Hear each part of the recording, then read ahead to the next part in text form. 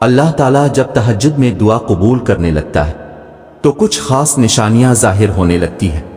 یاد رکھو، اللہ آپ کی دعا تہجد میں قبول کرنے والا ہوگا تو آپ کو محسوس ہوگا کہ آپ کا اللہ سے تعلق مضبوط ہو گیا ہے اور آپ کے حالات میں بہتری آنے لگتی ہے۔ تہجد کیا ہے؟ یہ وہ نماز ہے جو ہم پر فرض نہیں کی گئی، تو پھر اس کا اجر اتنا کیوں ہے؟ آپ نے کبھی یہ سوچا ہے؟ اس کا اجر اس لیے ہے کیونکہ اس کا پیغام نہیں آتا، اس کے لیے خود اٹھا جاتا ہے۔ آپ کے دل میں موجود تڑپ آپ کو اٹھاتی ہے، ایسی تڑپ جو گہری نیند سے اٹھا لاتی، جو ہمیں آدھی رات میں اپنے بستر پر سکون سے سونے نہیں دیتی۔ اور اس تڑپ کے ساتھ جب بندہ اپنے رب کے حضور اپنی پیشانی زمین پر رکھتا ہے تو اس کا وہ سجدہ اسے فرش سے عرش پر لے جاتا ہے۔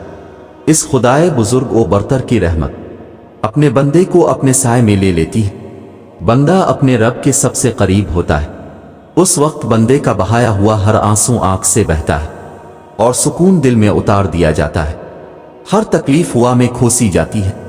اس وقت رب اتنا قریب محسوس ہوتا ہے کہ لگتا ہے بس وہ ہمیں ہی سن رہا ہے۔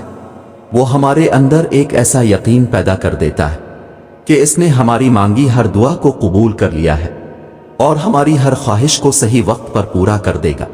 تہجد کا وقت خدا کی محبت کا عروج ہوتا ہے۔ تہجد بہت خاص ہوتی ہے، بہت خاص۔ تہجد اللہ کی طرف سے ہمارے لیے ایک ایسا بند دروازہ ہے جو صرف تہجد کی عبادت سے ہی کھلتا ہے۔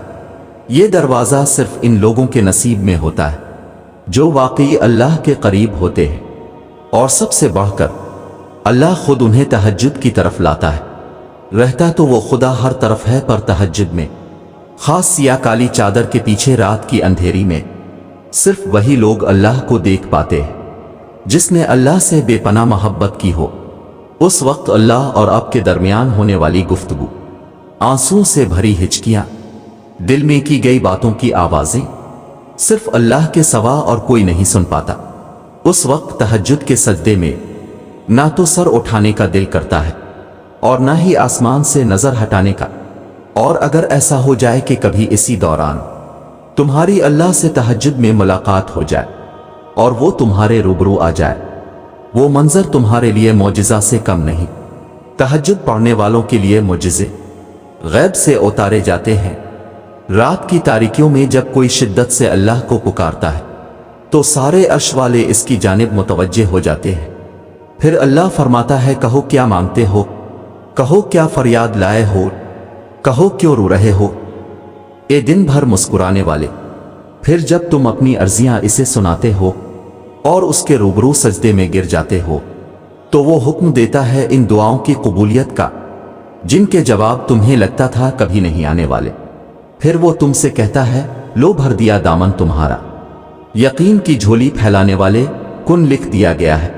اب میں تمہارے نصیب میں مان گیا ہوں، میں مان گیا ہوں تم سے، مجھ کو منانے والے۔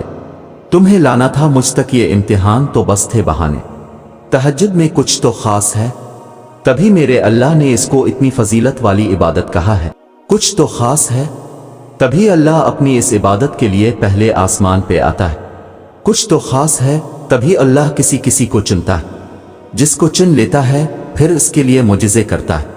تمہارا تہجد تک آنا ہی تمہاری دعویٰ کی قبولیت کی سب سے بڑی نشانی ہے، پھر تم کیوں اس کی دیری کو اس کا انکار سمجھتے ہو؟ تہجد اللہ کی طرف سے دعوت نامہ ہے۔ جب اللہ کو کسی سے ملاقات کرنی ہو اور بات کرنی ہو تو وہ اسے تہجد کی لگن لگا دیتا ہے۔ جب یہ سارا جہاں خاموش ہوتا ہے، پھر رات کی تاریکی کے اس عالم میں خدا اپنے بندے سے ہم کلام ہوتا ہے، اور تب یوں محسوس ہوتا ہے جیسے شاہ رگ کی حدوں کو توڑے ہوئے وہ رب ہم میں سما گیا ہے، اور محبت کی کیفیت دوڑنے لگتی ہے۔ پھر میرا رب فرماتا ہے، مانگ مجھ سے میرے بندے، تو نے جو مانگا میں نے دیا تجھے، مگر تب اللہ کے سوا کسی کی طلب ہی نہیں رہتی، اور پھر طلب اللہ کی ہو اور وہ نہ ملے، ایسا تو ممکن ہی نہیں۔ تہجد کا آغاز انسان سے تو ہو سکتا ہے، مگر اختتام صرف اللہ ہے۔ دل میں اوٹیتی ہوئی مسلسل تکلیف جب رات بھر جگائے رکھتی ہے تو روح کی بے چینی اللہ کے روبرو لا کر کھڑا کر دیتی ہے۔ پھر کچھ درد سنایا جاتا ہے، और दा के लिए बेजान हाथों को उठाया जाता है। जब सारा गुबार बाहर निकल आता है तो सुकून की अजीब सी कैफियत तारी हो जाती है, जैसे सारे दाके किसी ने अपने अंदर जज्ब करके रूह को आज़ाद कर दिया हो। अल्लाह से की गई वो एक मुलाकात, वो एक गुफ्तगू सारी उलझनें सुलझा देती है। फिर मजाजी दाके नहीं बल्कि हकीकी मोहब्बत सोने नहीं देती। फिर रात की नींद अच्छी नहीं लगती। फिर बस अल्लाह से मिलने की तलब रहती है। फिर दानिया की ख्वाहिशें खत्म हो जाती हैं और अर्श वाले की लत लग जाती है।